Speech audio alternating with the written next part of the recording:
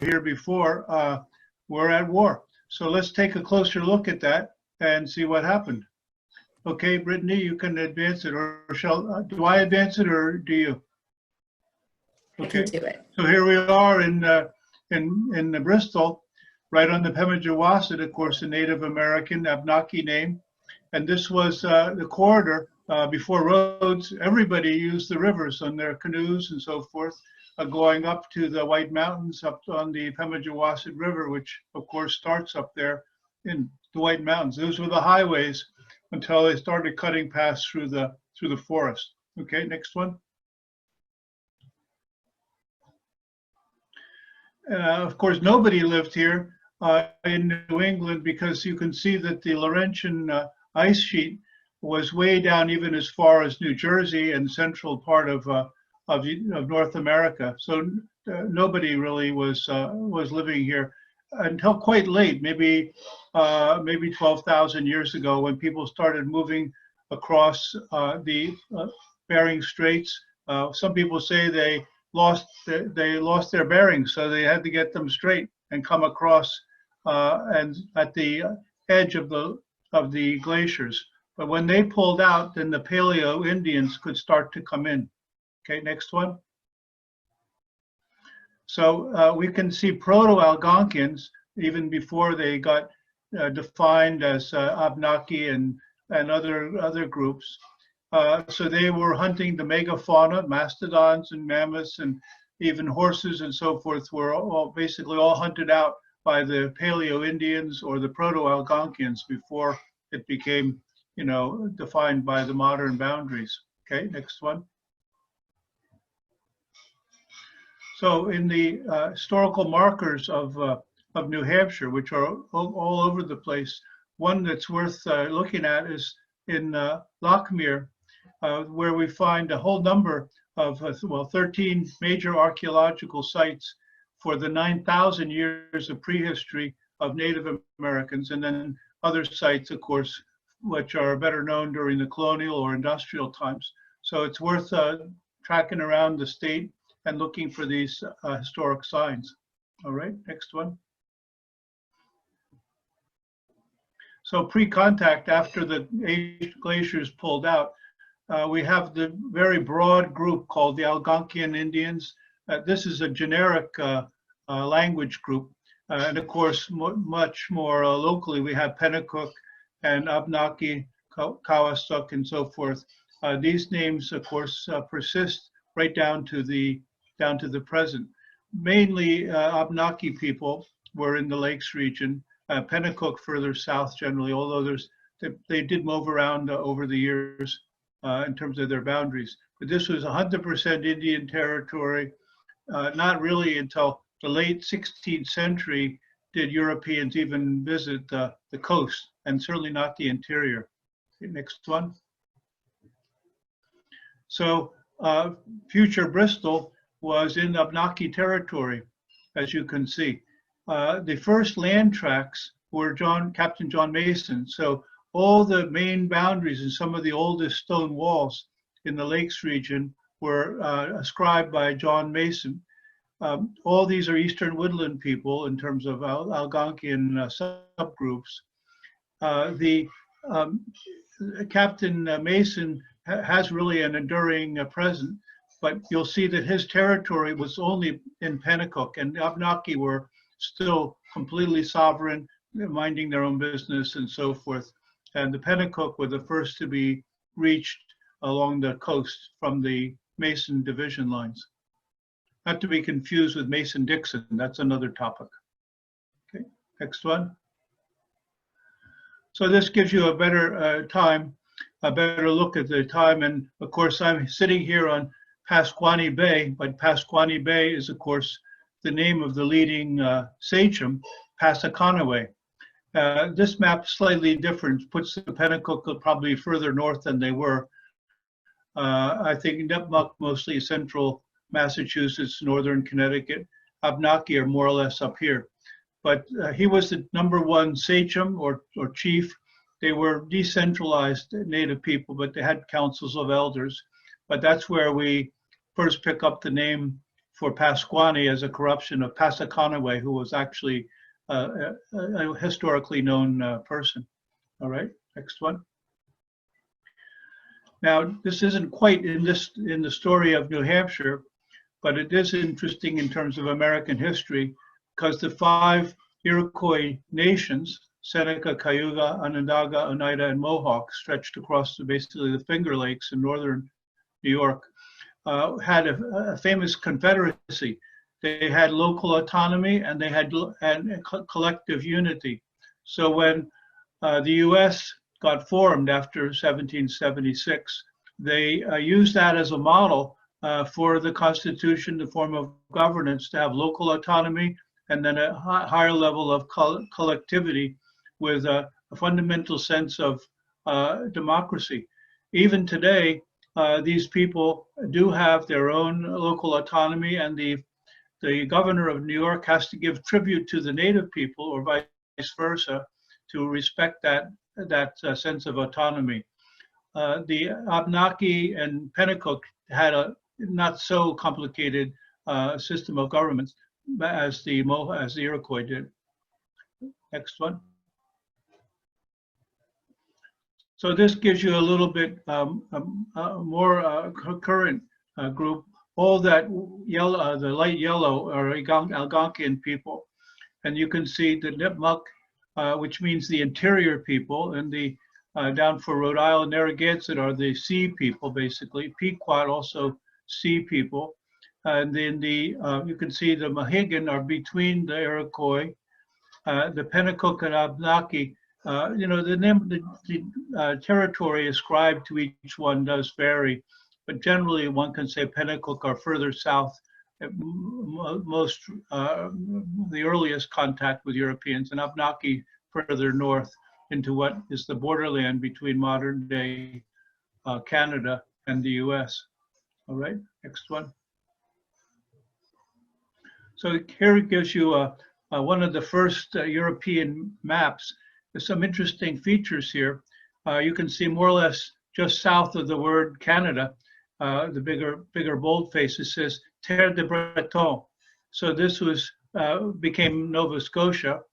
So these are European people. And then quite interestingly, we see the Sea of France, Mer de France, and the Sea of Spain. So the setting for World War was already being set at this particular time. The ocean sea is basically, of course, the Atlantic. And up around where the upside down I think boat looks like, that's basically where the Merrimack comes in or further down to the west around the big curve. That's down east up in Maine, and then further down on the western side is where New Hampshire is. But the interior was completely unknown. They just put upside down trees and upside down animals, and you can see the St. Lawrence quite clearly. So that's 1543. That was European consciousness of the coast, and that was it. The coast is quite highly defined by numerous place names, river estuaries, and so forth. But the interior, just imagination. Right. Next one. So here we find an image. He was contacted, and presumably this is some kind of idea of how he looked and how he dressed in 1660. Relations with the coast, the Pennacook, and of course ultimately with the English, were commercial and friendly in terms of fur trade and fishing, especially on the Isles of Shoals.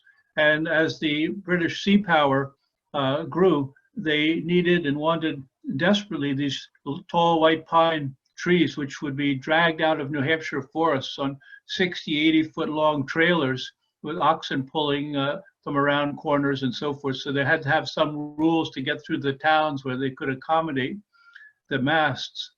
And the King of England specifically reserved those for his own navy, and they were stamped and identified just as king's property. Of course, all of this time is before this is America. This is all English relations pre-independence. All right. Of course, Passaconaway and all the other Indians were interested in preserving their territory. 1629, Passaconaway, here's the first kind of dispute, sold his tract in southern New Hampshire.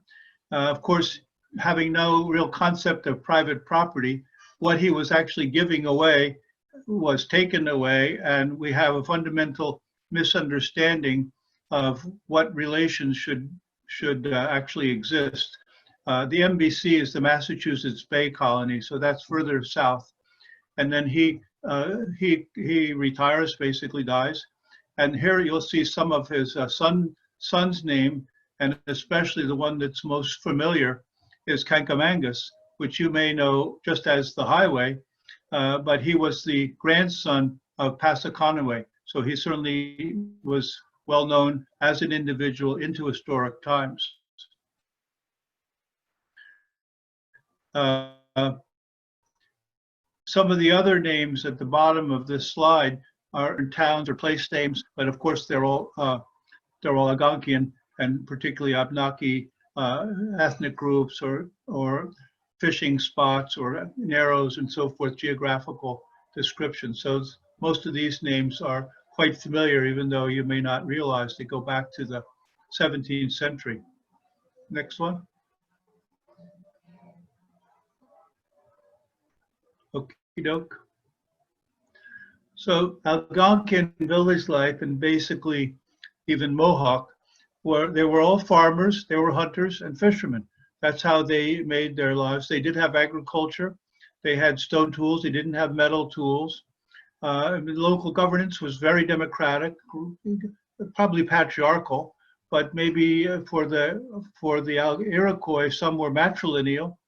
And the decision making was by council of elders, experienced people. And this is more or less as at the time of contact with their longhouses and storage houses. And they were palisaded. You can see in the upper left corner, they were palisaded. And this was not so much for defense against Europeans, it was defense against other native groups. So they had conflict before, but the nature of the conflict, of course, is going to change radically with Europeans entering the picture. And fundamentally with different sense of ownership, different sense of property, different sense of territory, land use, and so forth. They didn't have any, but they had domestic dogs, but they didn't have domestic animals. Okay, next one.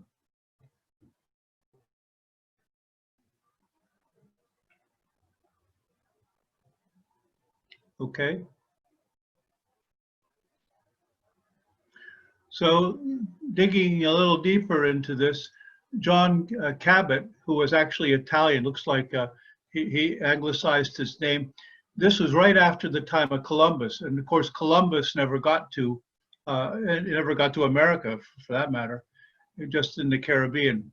And so the English, who were of course rivals with the Spanish, Columbus sailing for Spain and formerly for the Portuguese, and John Cabot, also an Italian guy, was sailing as a commercial captain for the English. 1603, as you can see, Piscataqua River was explored, and then Isles of Shoals, 1605, and even before that, Isles of Shoals were an important base because of the huge amounts of codfish, and they would salt the cod, dry the cod, and send it back to England. But the most important that we heard about even a little bit before was the famous map of John Smith. And by the way, this is the same John Smith who was in Virginia with his famous interaction with Pocahontas.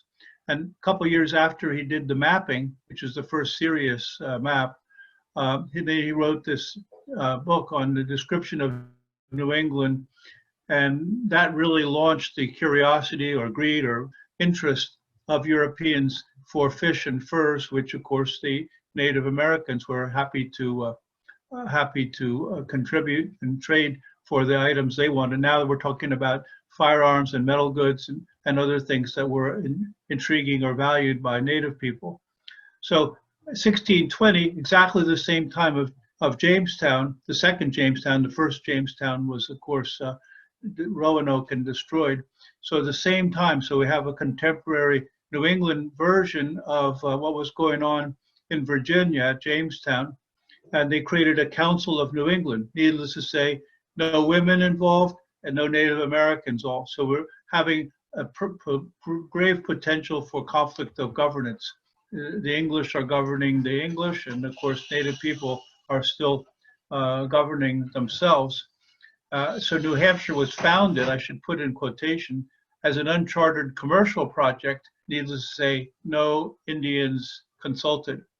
And then comes our famous John Mason with his legacy of some of the main defining stone walls of the Lakes region. He granted the tracts of land and for the Massachusetts Bay Colony. We'll see that in another map.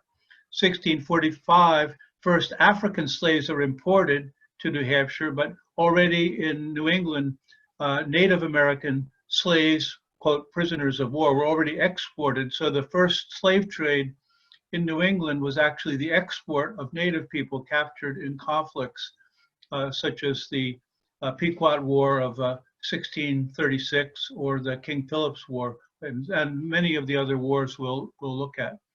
Okay, next one. So here's Captain John Smith of Pocahontas fame, and he's now getting much more interested in the coast. You can see that the compass rose right off that cartouche on the lower center of his map, and that was the way they could orient themselves. They were pretty good for compasses and pretty good for latitudes. Longitude was a complete confusion until they came along with a clock in the 18th century that could help them determine longitude. But you see a few places that are a bit familiar, like there's Sandwich and so forth. But the interior, once again, just a fantasy. Some mountain lions and some other trees here and decoration that they didn't want to admit they had no idea. So they just filled it with nice decorations. So there's John Smith, not only of Jamestown fame, but also of New England fame. All right, next one. So finally, we're getting to the point of looking at native populations, still mostly interior, but we're getting to some of the early military forts, like Brookfield, Springfield, Westfield, Northfield, Greenfield, all these in Massachusetts. In New Hampshire, mostly just way down river in the Piscataqua and Merrimack River. Merrimack River, essentially the border between what became New Hampshire and Massachusetts. But that was that curvy line was drawn by Mr. Mason to differentiate New Hampshire from Massachusetts. All right, next one.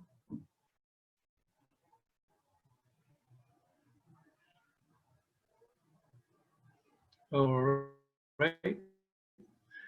So you can see in these early dates in the 17th century, relations were not particularly problematic, mostly because Europeans hadn't left the coast. And these were areas where as it says here, the fishmongers from London would go to the Isles of Shoals and up the coast of Maine, all around to export salt cod back to the fishmongers, fish sellers, get your fish and chips in the port towns of England. So things were still going along okay. Next one.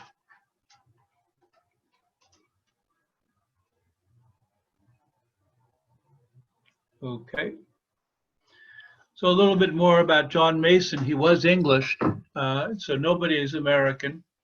And he was serving the crown for basically commercial reasons. The red part, which is the principal feature of this biography, is that he was the one that granted these land tracts and tried to break out of the coast and go to the interior. So then we're going to start having clashes about different concepts of land and ownership, governance, and so forth. Okay, next one. So this is just a little bit more about John Mason's patent in 1629, and that was that curve in the Merrimack separating southeastern New Hampshire from Massachusetts. So that's called the Masonic or Masonian curve. So there's a little snapshot of him. Next one.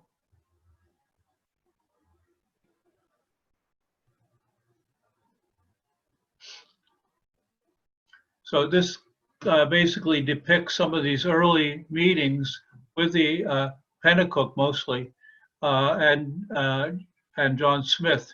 You can see the villages, much as I described before. It is palisaded, not very much, but anyway, palisaded. There's the Council of Elders.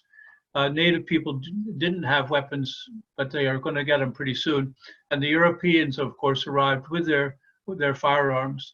So the relation is getting to be a little bit testy because they're differentiating between the friendly Indians and the unfriendly Indians, and the Indians themselves are beginning to see that some of the ideas and values and goals of the Europeans are not necessarily in alignment with their own goals.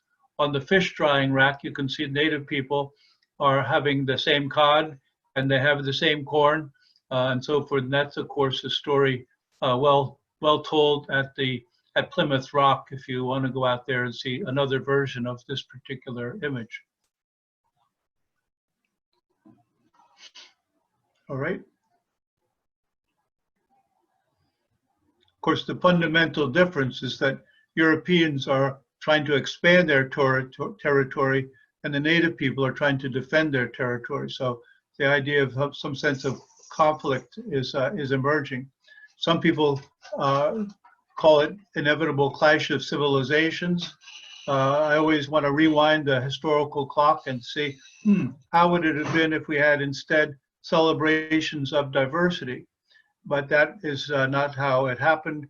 And disputes, small-scale disputes, territorial disputes start to emerge, and particularly with native people generally lacking firearms and European people having firearms, that's going to prove decisive in the later period. Next one. Now, a very sad story. Maybe the population of North America was conceivably up to 50, 60 million people across between the Atlantic and the Pacific. But that population was reduced down to only a few million people, particularly because of smallpox, bubonic plague, syphilis.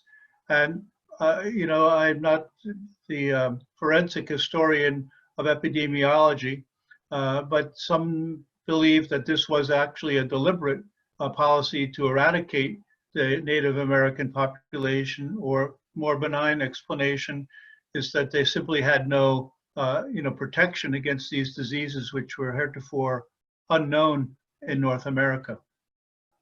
So the population was very much weakened.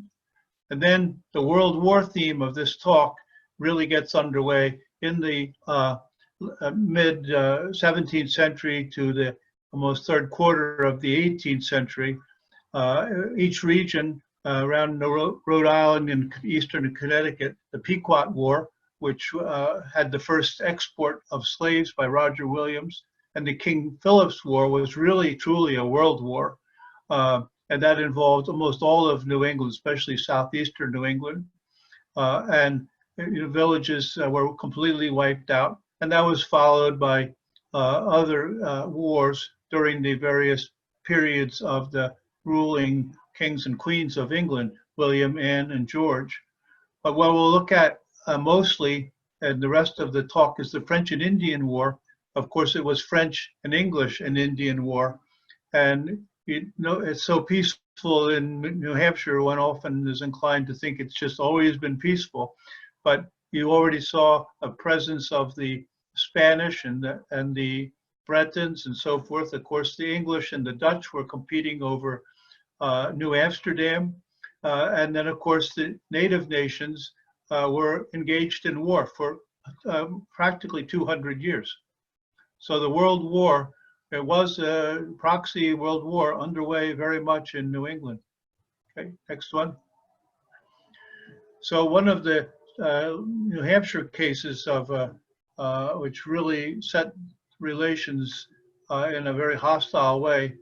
Here's 250 Indians went down to Oyster River, down southeastern part of New Hampshire, captured 100 settlers, destroyed garrisons and so forth.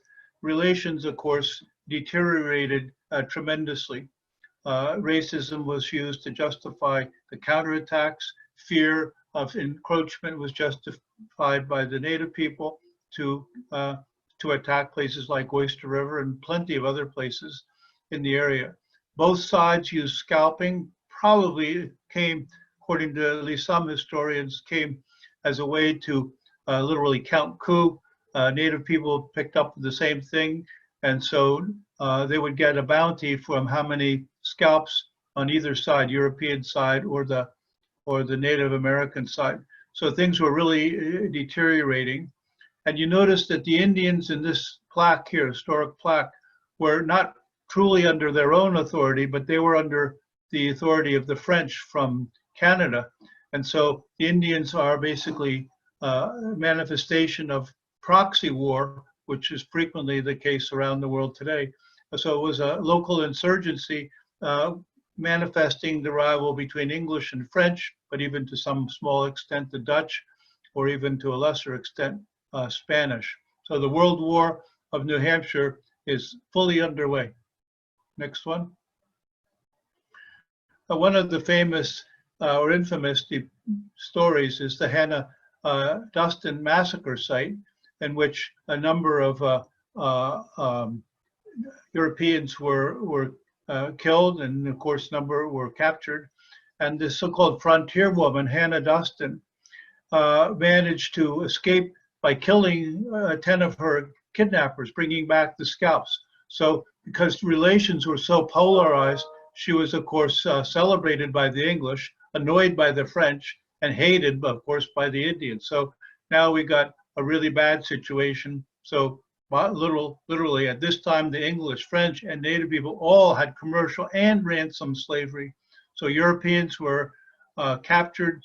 Sometimes they escaped. Sometimes they were ransomed. They all paid bounties for scalps. So we were into extremely nasty and violent times by the time of Hannah Dustin.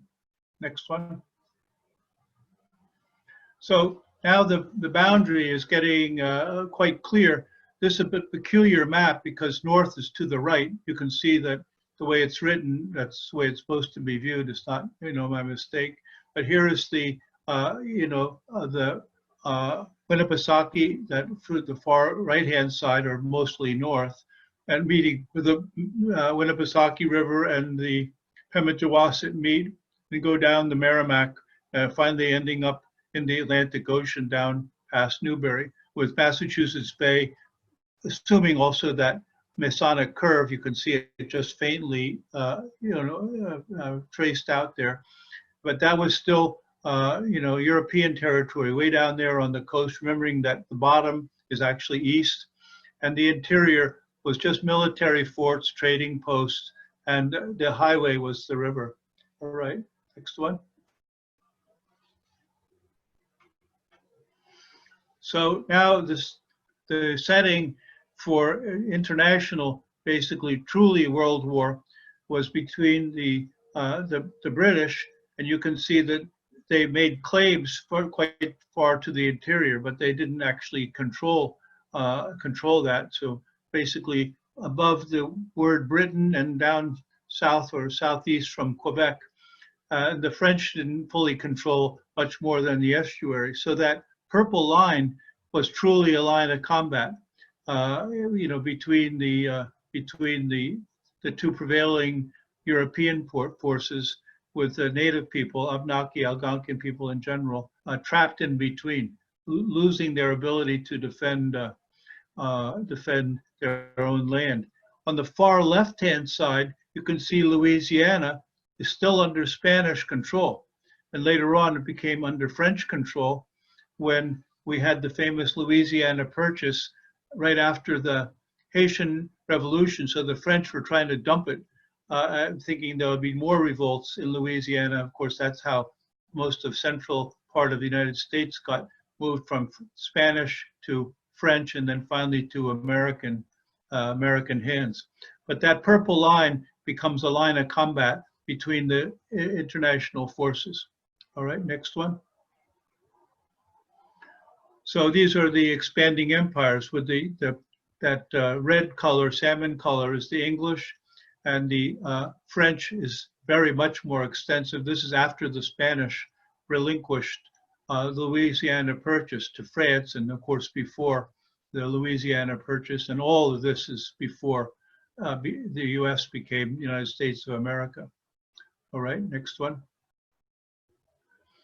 So now focusing much more closely on Bristol, the Mason charter line was established and the interior is now being penetrated. So about 50 men and their wives from Chester, New Hampshire, purchased one of these Masonic tracts, and they called it, of course, New Chester because it was further up. And that became the future town of Bristol and Bridgewater and so forth. Some of these names are still existing in Bristol, like the Tolford name. He started clearing right basically downtown, cutting favor, simple roadways, and then Sleeper. That's a common name in Bristol and Plymouth and so forth on High Street. 1773, it's relatively late, basically. They started raising taxes, and there have been taxes in Bristol ever since. And of course, 3 years later, Declaration of Independence, and what was formerly English territory now becomes truly America. Some years later, actually, let's see, about half a century almost later, and Bristol got incorporated, as you can see on the old townhouse in Bristol up on Summer Street. All right. So we're helping to contextualize. So this World War is very much underway. And that's basically another version of the same thing. The Indians are, of course, still dominate almost exclusively in the central part of America. And that black line is basically the line we saw before. And this was what basically was, trying to resolve any conflict between France and England, or ultimately later on between France and America, just before the Revolution. Okay, next one. So 1776, the pivoting point in American history, you can see that the farthest northern part of New Hampshire is still white. In other words, it's still under native control. The purple part, of course, is now Scotch, Irish, and English people. And then we go up into Canada, and it's either under French control or under native people, even quite late.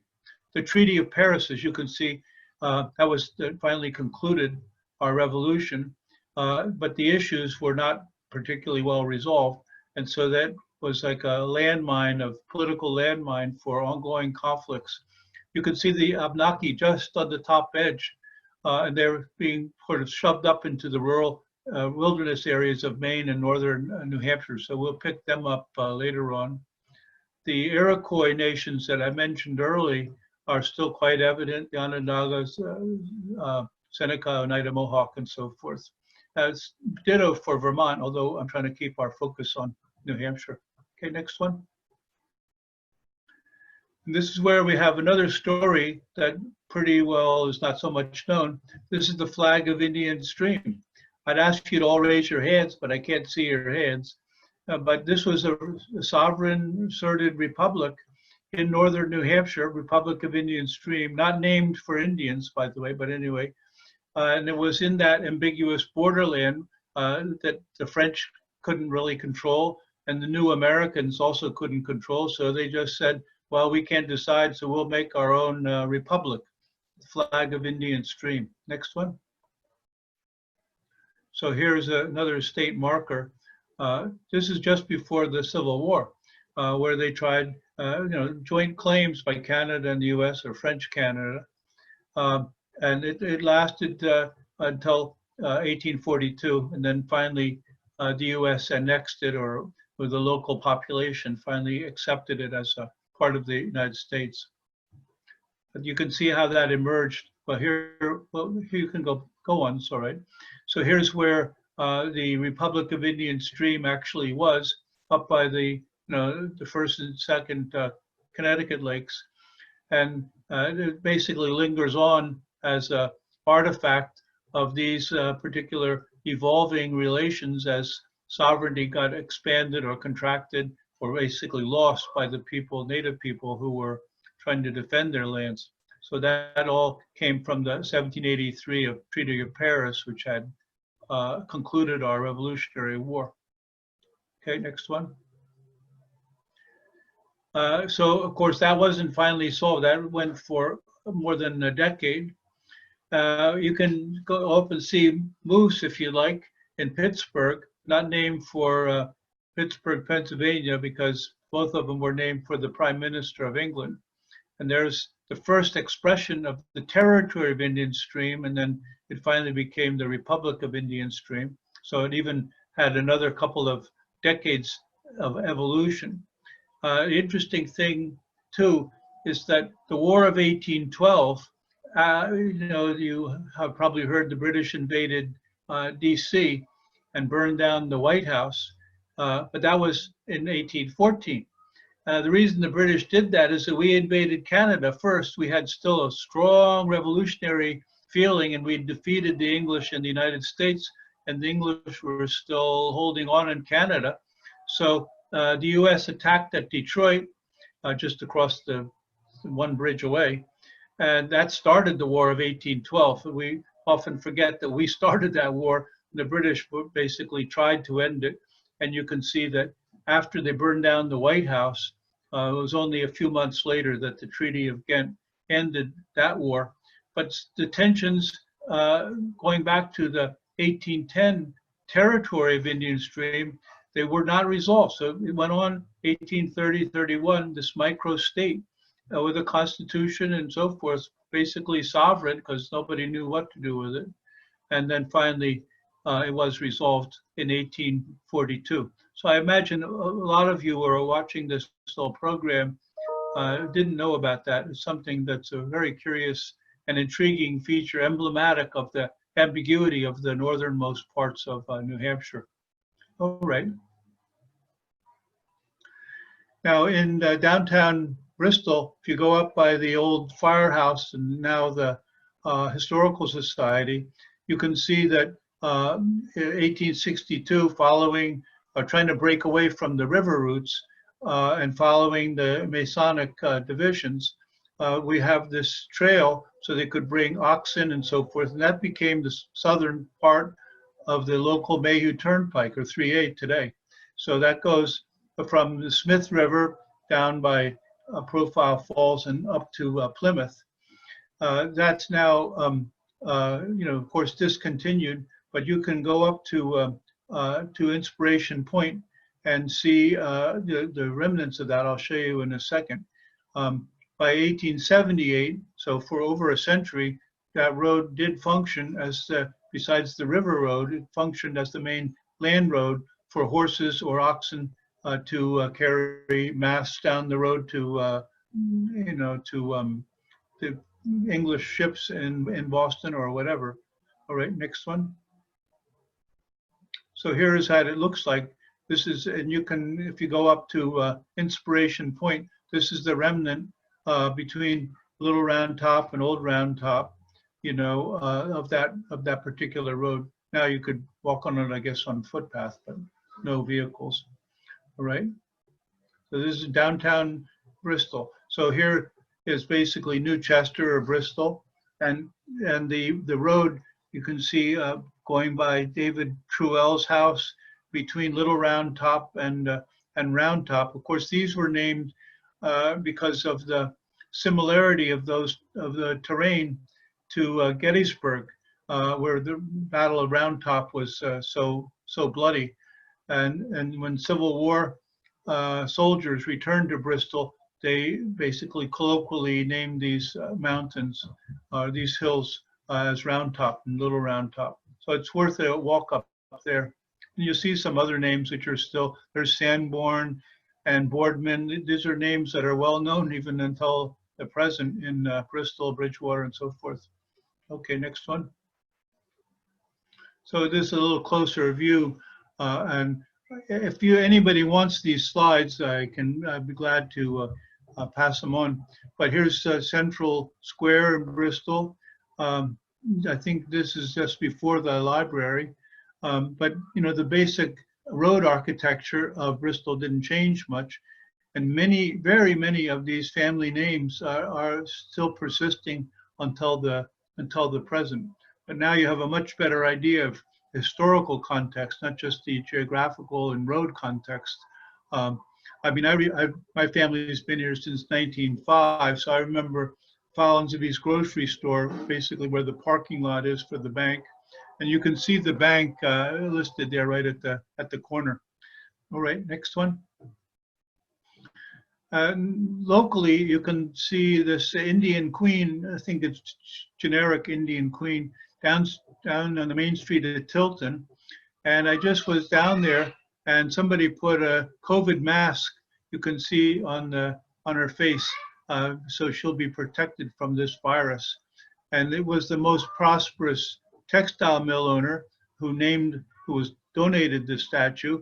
I'm not too sure what his motivation was, but he liked statuary, and that great arch, which you can see from '93, was also one of the contributions that Charles Tilton made to the local area. Next one.